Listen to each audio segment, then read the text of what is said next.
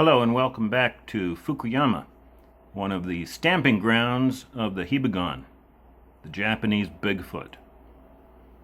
4 years ago in 2017, Fuji TV sent a crew down here to do a retrospective on the Hibagon phenomenon that broke out here 50 years ago.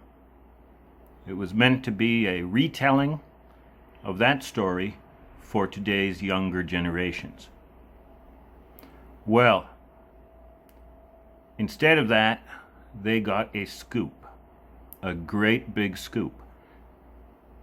They got a Hibagon dead body. One of the locals down here had been sitting on photos for years and years of a Hibagon body that he found in the woods. Today I'm going to show you that retrospective, and don't worry, the photos are in it. I've got the sound turned off because most of you don't understand Japanese. I'm going to talk over it and just tell you what's happening. And at the end they will show you the photos. Alright. Something came in the mail today. A lavalier microphone. But I still don't know how to use it. So for today at least, we're stuck in nose cam mode. We'll see what happens tomorrow. Alright, I'll see you again after the video. Okay, so I'm going to try to talk over this segment that aired in May 2017.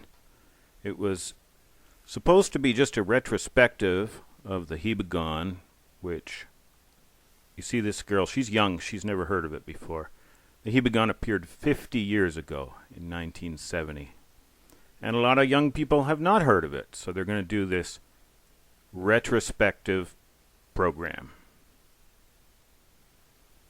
Alright, so this team travels from Tokyo down to Hiroshima, because that's where it happened, Hiroshima Prefecture. This is the creature that eyewitness saw. Over 60 eyewitnesses, residents, people very familiar with the forest and the mountains and the animals in them, all describing the same thing. This is where we are in Hiroshima Prefecture, Western Japan. The star marks Mount Hiba, the focus of all of this. Mount Hiba gives its name to the monster Hibagon, which is literally Hiba monster. Mount Hiba, let me tell you, is a focus of a lot of weirdness and some of it occult. Alright, we're being introduced now to the ape clerk.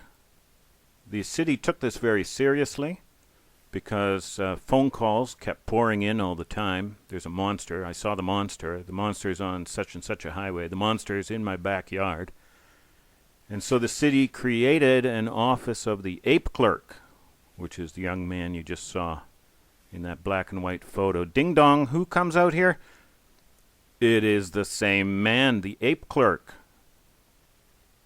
50 years later, retired. And we're going into his house. He's going to sit down and tell the TV crew about the Hibagon.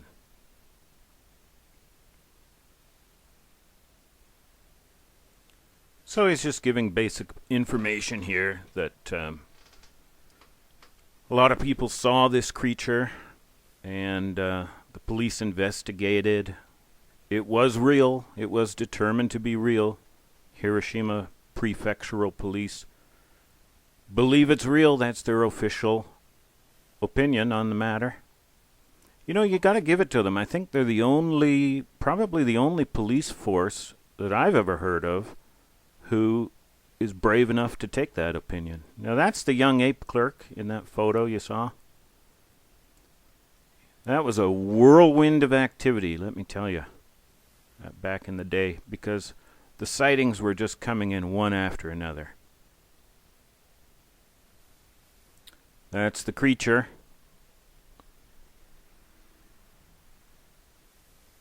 All right, now we're getting to the sightings. So the first sighting, the first official one, there was one before. The very first sighting was a group of children who were hunting for mushrooms near Mount Hiba. And this creature just came stepping through the forest or near them.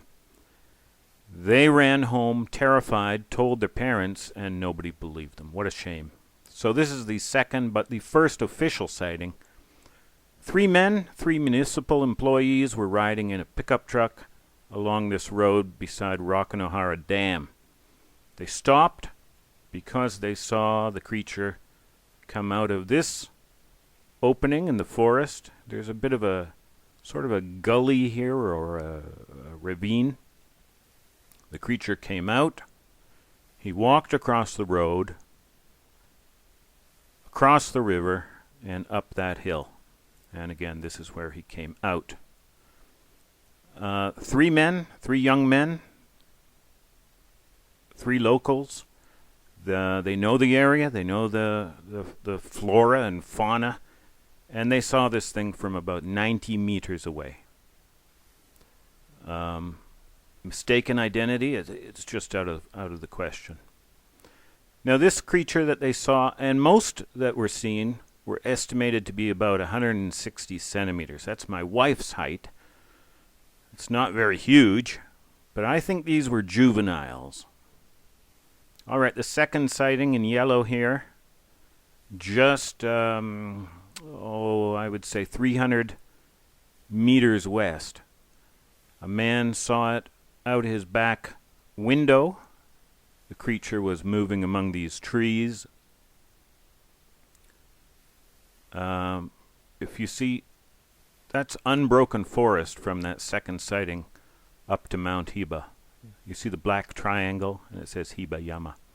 All right, the third sighting. This is about 2 kilometers to the north. You see 2 farmhouses with 2 fields between them. All right, here it is today. So the farmer, this is Mr. Eggy, our ape clerk. He's demonstrating. The farmer went out here between these fields and down the hill that you see in the background there, down the hill and into the fields came the Hibagon. 160 centimeters tall. That's about 5'6", I think. 5'5", 5'6".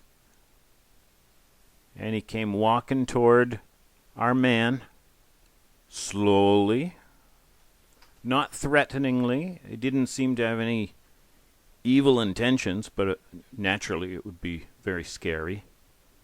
Well, our man, the farmer, he ran back to his house, made sure everyone was inside, locked the doors, locked the windows, and he got in his car and drove next door to this house.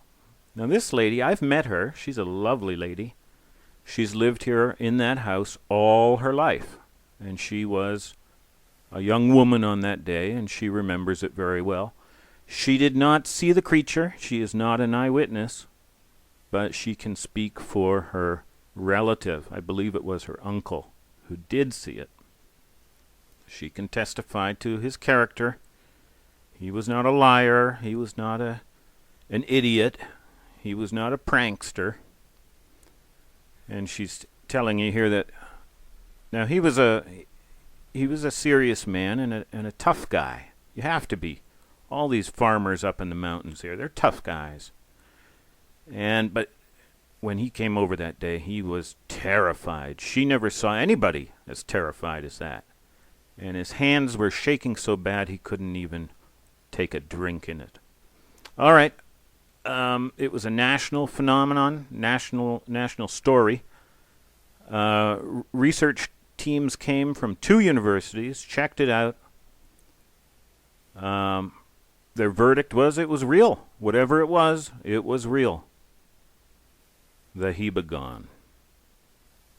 All right, now, that's where the story was supposed to end, but while they were in the area, Fuji TV found these photos. Now, this one is a farmer looking over a dead Hibagon body.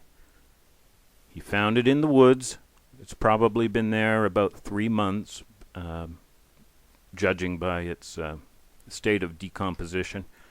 Fuji TV is pointing out a 5-fingered hand and now pointing out the head, which is away from the farmer. The farmer is standing by its feet. And here's a close-up of the face. You look at that, you compare that with animal skulls and try to make a match. I don't think it's not a bear. It's not a wild pig. It's not a deer. It's not a badger. It's not a raccoon. It's not a rabbit. It's not a squirrel. I'm running out of animals that live in these woods. Looks closest to a man, but it's not a man. So, what is it? You tell me. It's the Hibagon. In my opinion, this is a Bigfoot, the Japanese Bigfoot. That's the most logical and economical answer. Okay, so a little chit-chat, and this segment is done.